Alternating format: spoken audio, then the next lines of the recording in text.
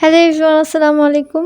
আজকে আমরা আলোচনা করব ডিগ্রি নিয়ে। সো যাদের ডিগ্রিতে সমস্যা, আশা করি এই ভিডিওর পরে আর কোনো সমস্যা থাকবে না। প্রথমেই আসি হচ্ছে ডিগ্রি 3 প্রকার। ডিগ্রি কত প্রকার? 3 প্রকার। যেমন পজিটিভ ডিগ্রি, যেটা হচ্ছে ইতিবাচক। এরপর কম্পারেটিভ ডিগ্রি, যেটা হচ্ছে তুলনামূলক, অর্থাৎ যা দ্বারা দুইটি ব্যক্তি অথবা দুইটি বস্তুর মধ্যে তুলনা করা হয়। তাহলে কম্পারেটিভ ডিগ্রি দ্বারা কি করা হয়? দুটি ব্যক্তি অথবা বস্তুর মধ্যে তুলনা করা হয়। এরপর দেখো সুপারলেটিভ ডিগ্রি, যেটা হচ্ছে শ্রেষ্ঠত্ব, অর্থাৎ সবার মাঝে শ্রেষ্ঠ বোঝাতে ব্যবহার করা হয়।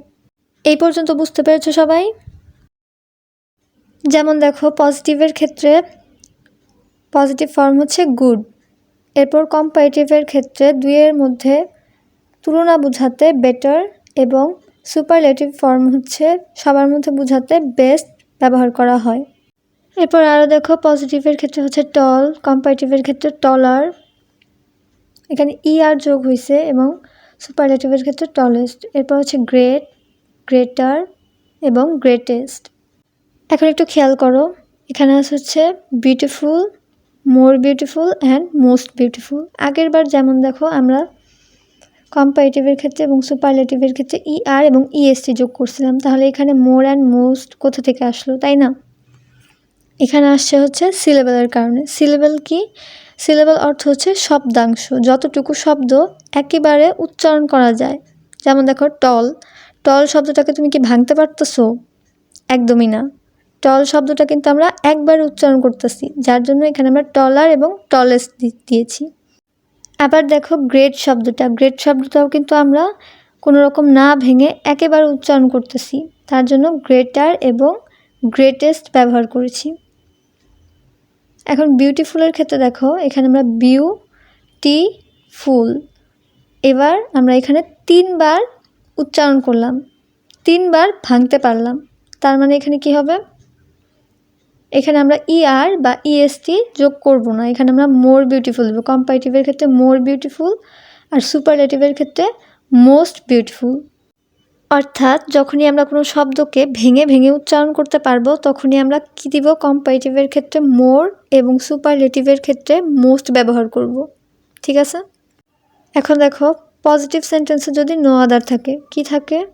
পজিটিভ সেন্টেন্সে যদি নো আদার থাকে, দেন কম্পারেটিভ করার সময় আমরা কি লিখব? দেন এনি আদার অথবা দেন অল আদার। এরপর সুপারলেটিভ করার সময় আমরা লিখব ইজ দ্য, এবং পরে হচ্ছে সুপারলেটিভ ফর্ম। এরপর দেখো পজিটিভ সেন্টেন্সে যদি ভেরি ফিউ থাকে, কি থাকে? ভেরি ফিউ, তখন কম্পারেটিভের ক্ষেত্রে দেন মোস্ট আদার হবে, আর সুপারলেটিভের ক্ষেত্রে হবে ওয়ান অফ দ্য। অর্থাৎ পজিটিভ সেন্টেন্সে ভেরি ফিউ থাকলে কম্পারেটিভ করার সময় আমরা লিখব দেন মোস্ট আদার, এরপর কম্পারেটিভ ফর্ম, এবং সুপারলেটিভ করার সময় ওয়ান অফ দ্য, এরপরে সুপারলেটিভ ফর্ম। বুঝছো সবাই? এখন আমরা একটা এক্সাম্পল দেখব, যেমন no other boy in the class is as good as he. দেখো কম্পারেটিভের ক্ষেত্রে আমরা কি লিখব? নো আদার থাকলে কম্পারেটিভের ক্ষেত্রে লিখব হচ্ছে দেন এনি আদার অথবা অল আদার, এবং সুপারলেটিভের ক্ষেত্রে subject plus is the plus হচ্ছে সুপারলেটিভ ফর্ম। দেখো আমরা লিখব হি ইজ, দেখো এখানে আছে হচ্ছে গুড, গুডের কম্পারেটিভ ফর্ম হচ্ছে কি? বেটার। তাই আমরা এখানে কম্পারেটিভ করতেছি, তাই কম্পারেটিভ ফর্ম দিব he is better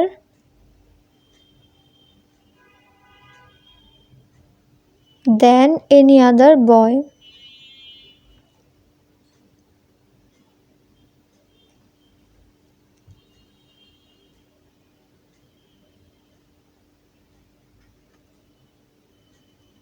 in the class.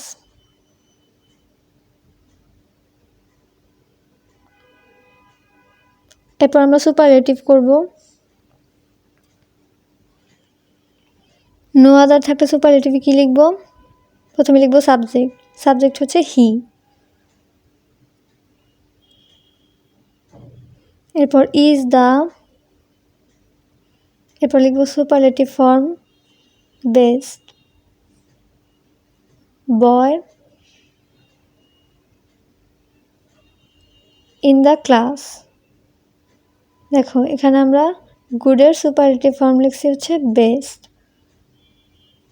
ঠিক আছে, এটুকু বুঝছো সবাই? এখন পরের এক্সাম্পলটা দেখো, very few boys in the village are as small as Sohel.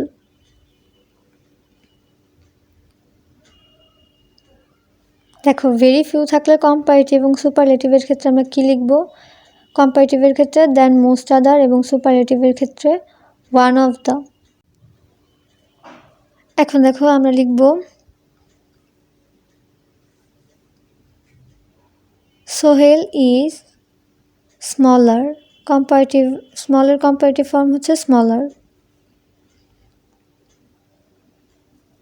Sohel is smaller than most আদার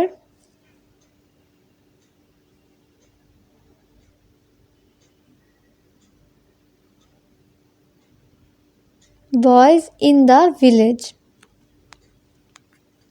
এটুকু বুঝতে পারছো সবাই? এরপর আমরা সুপারলেটিভটা লিখব।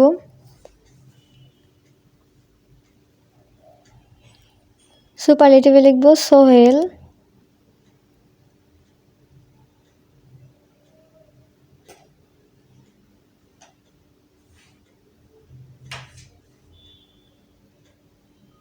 Sohail is one of the smallest. স্মলের সুপারলেটিভ ফর্ম হচ্ছে স্মলেস্ট।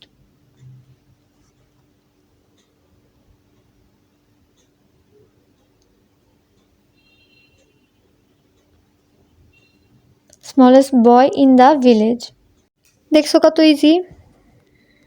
যদি না বুঝে থাকো এখন একটু বোঝার চেষ্টা করো। দেখো পজিটিভের ক্ষেত্রে যদি ভেরি ফিউ থাকে তাহলে কম্পারেটিভের ক্ষেত্রে কি হবে? সাবজেক্টের পরে কম্পারেটিভ ফর্ম, এরপর দেন, এরপর হচ্ছে মোস্ট আদার। ঠিক আছে?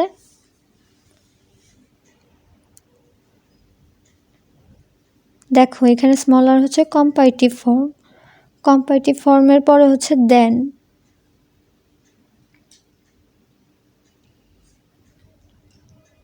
এরপর মোস্ট আদার এবং এরপর যা আছে তাই। এরপর সুপারলেটিভ দেখো সাবজেক্টের পরে হচ্ছে ওয়ান অফ দ্য, এরপর সুপারলেটিভ ফর্ম,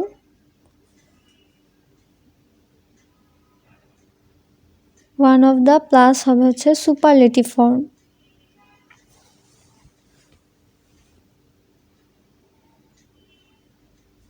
এরপরে বাকি যা আছে তাই। আবার ধরো প্রশ্নে যদি পজিটিভ সেন্টেন্সের ক্ষেত্রে নো আদার অথবা ভেরি ফিউ কোনোটাই না থাকে, ধরো শুধু অ্যাজ ডট ডট অ্যাজ আছে এবং সেন্টেন্সটা যদি অ্যাফার্মেটিভ হয়, কি হয়? অ্যাফার্মেটিভ, সেই ক্ষেত্রে সুপারলেটিভ ফর্ম কিন্তু নো আদারের ক্ষেত্রে যেভাবে হয়েছে ওইভাবেই হবে, শুধু কম্পারেটিভ ফর্ম কিভাবে হবে সেটা দেখো। সেন্টেন্স যদি অ্যাফার্মেটিভ হয় তাহলে কম্পারেটিভের ক্ষেত্রে দেন প্লাস কম্পারেটিভ ফর্ম এবং অ্যাফার্মেটিভের জন্য কম্পারেটিভের ক্ষেত্রে নেগেটিভ হবে।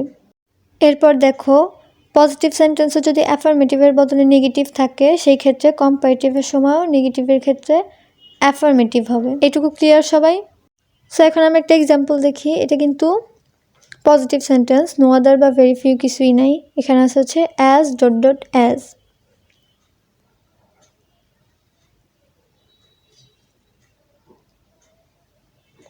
দেখো এটা কিন্তু অ্যাফার্মেটিভ সেন্টেন্স। সো এটাকে কম্পারেটিভ করার সময় আমরা কি লিখবো দেখো, আমরা লিখবো হচ্ছে হি ইজ নট। যেহেতু অ্যাফার্মেটিভ সেহেতু আমরা কম্পারেটিভের সময় নেগেটিভ দিব। এখন দেখো এই কেয়ারফুল শব্দটা কয় ভাগে ভাঙা যায়? দুই ভাগে। কেয়ারফুল কিন্তু ভাঙা যায়, এখানে দুইটা ভাগ করা যাইতেছে, যেমন কেয়ার এবং ফুল। ঠিক আছে? সো যেহেতু এটা সিলেবল আছে তাই এখানে আমরা কম্পারেটিভ করার সময় মোর ব্যবহার করব।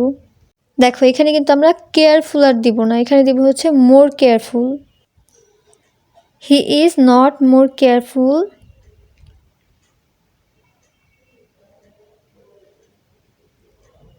দেন a good student should B.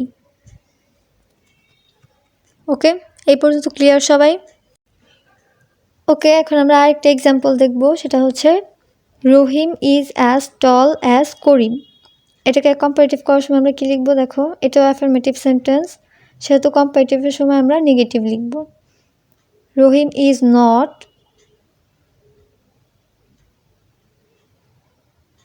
দেখো এখানে টল কিন্তু ভাঙা যায় না, সো এটা কী হবে? কম্পারেটিভ হবে টলার। রহিম ইজ নট টলার দেন করিম। আশা করি সবাই বুঝতে পারছো।